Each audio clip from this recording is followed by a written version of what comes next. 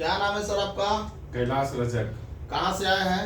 हम शेखपुरा पटना से। क्या दिक्कत है आपको? हमको राइट साइड पूरा एक साइड पूरा दर्द करता था, ये यहाँ से यहाँ तक। कितना दिन से?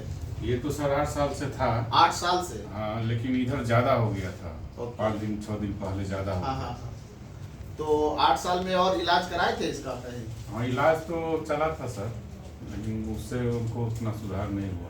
ओके। क्या बताया गया डॉक्टर लोगों के द्वारा आपको? वो बोले थे कि एक समय में तो ऑपरेशन बोले थे हाँ। कि ऑपरेशन कराने से हो जाएगा ठीक। ओके। मेरे यहाँ कितना दिन इलाज चला है आपका? मेरा तो 5 दिन हुआ है सर। अब कैसा लग रहा है आपको? अभी तो हमको सर दर्द नहीं है। हाँ, और कोई अभी दिक्कत फिलहाल और?